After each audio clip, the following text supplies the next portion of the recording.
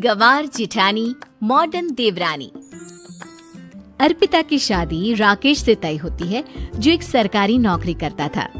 अरे चाची, अर्पिता इतनी सुंदर, पढ़ी लिखी और मॉडर्न लड़की है, फिर कहाँ आप इसकी शादी ऐसे घर में कर रही हैं?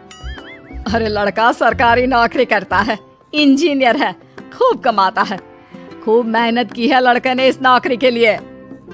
अर्पिता भी राकेश को पसंद नहीं करती थी, लेकिन पिता ने हाँ कर दिया तो शादी के लिए मन मारकर तैयारी कर रही थी।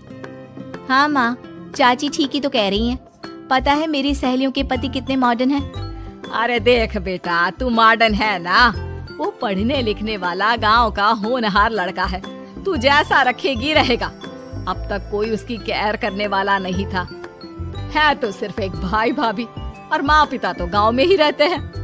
अर्पिता का मुंह बन जाता है। वो पिता के फोन से राकेश का नंबर लेकर उसे मिलने के लिए बुलाती है। आज तो मैं उसे साफ साफ मना कर दूंगी, मुझे नहीं करनी शादी।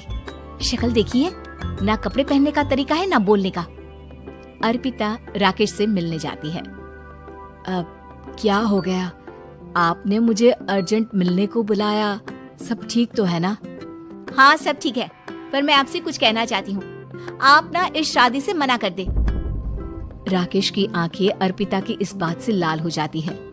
वो रोंदे गले से कहता है, लेकिन शादी की सारी तैयारियां हो गई हैं। मैंने आपके साथ एक अच्छे भविष्य का सपना भी देख लिया है। ऐसा मत करिए प्लीज। माँ पिता के अलावा मैंने किसी को दिल से अपना माना है तो वो आप ही है। देखिए, मुझे आपसे कोई समस्या नहीं है, लेकिन आप मेरे जैसे नहीं है। मैं मॉडर्न लड़की और आप। मैं आपसे वादा करता हूँ, जब तक आपके लायक नहीं बन जाता मैं कभी आपसे बीवी का हक नहीं मांगूंगा। अर्पिता राकेश का प्यार देखकर पिघल जाती है और शादी के लिए हाँ कर देती है। दोनों की शादी हो जाती है, लेकिन शादी के बाद राकेश की भाभी, जो कि पूरी देहाती थी। ए राकेश, उठ, जब पानी भर कर ला, और तेरी बीवी को बोल के चूल्हा लगा दिया है, रोटी बना ले। क्या है ये सब? और तुम्हारी भाभी इस तरह चिल्ला क्यों रही है? क्या करूं, भाभी ही खाना बनाती है और मुझे पढ़ने के लिए इस घर में रखा, तो मैं घर का सारा काम कर देता हूँ। अब तुम आ गई हो, अपने तरीके से देख लो। ये मकान तो तुम्हारे पापा ने बनवाया था ना शहर में, ताकि बेटा पढ़ाई कर सके। हाँ, पर भाभी ही पूरे घर में रहती है। ठीक है, देखो अब। अर्पिता बाहर जाती है। सूट पहनी अर्पिता को देखकर जेठानी का पारा हाई हो जाता है। शहर की हीरोइन, यहाँ ना चलेगा ये सब, समझी? साड़ी पहनो, साड़ी। वो नारंगी वाली निकाले हैं तुम्हारे लिए, जिसमें हरे रंग का फूल बना है, और सीधे पहुँचो रसोई में। मेरे आगे नहीं चलेगा ये सूट बूट का नाटक, समझी? देखिए भाभी, आप बड़ी हैं, आपने राकेश की पढ़ाई में मदद की, लेकिन ये मकान इनके पिताजी का है, तो मैं अपना पोर्शन अलग कर रही हूँ। मैं आज से आपके साथ नहीं रहूंगी। जेठानी का तो मानो पारा ही हाई हो जाता है। और ऐसा कैसे नहीं रहेगी? हाँ, और कौन बोला कि राकेश अलग हो जाएगा? वो अपने भाई के बिना नहीं रहता। आज देखिए तो, देखिए कल के आई छोरी क्या बोल रही है। राकेश के साथ बात हो गई है, मैंने ऊपर का हिस्सा राकेश को दे दिया है, उसके अपनी जिंदगी शुरू हो रही है, तो अच्छा है ना कि अब रसोई भी अलग हो जाए। अर्पिता राकेश की ओर फक्र से देखती है कि उसने अर्पिता के लिए स्टैंड लिया। अर्पिता बाजार में जाकर सारा रसोई का सामान ले आती है। पिता के दिए सामान से घर सजाती है और अपने तरीके से पूरे घर की सजावट करती है। शाम को राकेश ऑफिस से आता है। कुर्ता पैजामे में राकेश को देखकर, अरे ये क्या पहना है? भाभी सिलती है ना कुर्ता, मैं सारी कमाई भाभी को ही दे देता हूँ। लेकिन अब ना बीवी को देना होगा, क्योंकि भैया भी अच्छी नौकरी करते हैं। भाभी अपने पति का पैसा संभाले और मैं अपने पति का पैसा संभालूंगी। तभी भाभी आ जाती है। अरे देखो, बहुत हो गया। हाँ, अलग रहने तक तो ठीक था, लेकिन पैसा हम एक फूटी कौड़ी नहीं देंगे। बचपन से तुम्हारे पति को हमने पाला है, उसका हिसाब दो। अच्छा, हिसाब चाहिए? कितना पढ़ी है आप जो आपको हिसाब चाहिए? बड़े भाई हैं उनकी, जिन्होंने उन्हें पढ़ाया लिखाया, वो हिसाब मांगेंगे तो जरूर दे दूंगी भाभी। अरे देख, हाँ, अगर तूने पढ़ाई की है तो मैं भी अंगूठा छापना हूँ। अरे 5 की क्लास तक पूरी पढ़ाई की है, समझे? वैसे भी कल इन लोगों के माँ बाबूजी आ रहे हैं गांव से, वही लोग ठिकाने लगाएंगे तुझे। अगले दिन सास ससुर आते हैं, दोनों बहुत ही सीधे लोग। अच्छा किया जो ऊपर के हिस्से में राकेश की गृहस्थी लगा दी।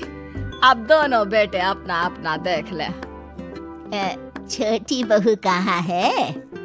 अरे बहुत ही चालाक है माँ जी, ऐसी जबान चलाती है जैसे दर्जी कैंची चलाता है। वैसे बहू तुम भी कम नहीं थी। और सुनाओ। तभी छोटी बहू सास ससुर के पैर छूकर उन लोगों को चाय और नाश्ता देती है। माँ जी, आप थक गई होंगी, मैं खाना लगा देती हूँ, ऊपर आ जाइए चाय पीकर। अरे बस बस, यही रहेंगे वो, क्योंकि बड़ी बहू मैं हूँ। हमें एहसास है इनके माँ बाबूजी मेरे पास ही आए हैं।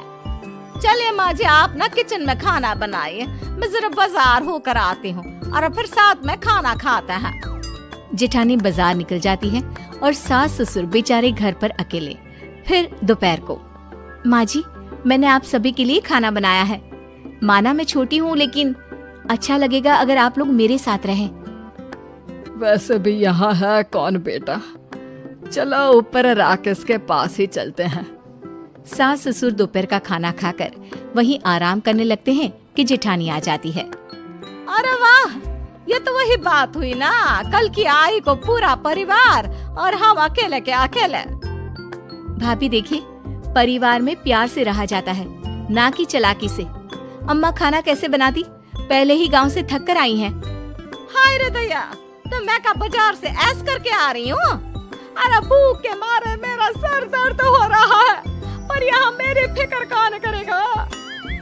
अरे तो किचन में खाना है, लगा देती हूँ मैं भाभी। बड़ी बैठकर खाना खाती है और शाम को जब राकेश घर आता है। अरे राकेश, तू तो पूरा हीरो लग रहा है इन कपड़ों में। ऐसे कपड़े पहले क्यों नहीं पहनता था? राकेश बीवी की तरफ देखता है और फिर कहता है, माँ, पहले पहनाने वाली नहीं थी ना। हाँ हाँ, और हम जो हाथ से सिल सिल कर कुर्ता पहनाते थे उसका का? अरे तुम्हारे भैया तो आज भी पहन रहे हैं।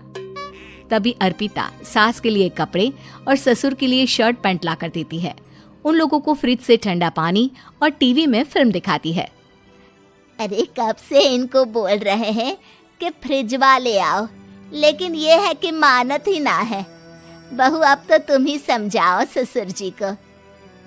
नहीं पापा, आप फ्रिज मत लीजिए। अरे वाह रे छोटे, खुद फ्रिज का ऐसे का मजा ले, और इनकी माँ के पास फ्रिज भी ना हो। अरे देखा पिताजी, देखा माँ जी कब बोल रही है। अरे उसकी पूरी बात तो सुन लो कि वो क्या बोल रही है। वो इसलिए क्योंकि अब माँ जी और पापा यही रहेंगे मेरे पास। घर को घर सिर्फ मॉडर्न या गांव की सोच नहीं, बल्कि संस्कार बनाते हैं भाभी, और संस्कार अच्छे हो तो सब सही हो जाता है।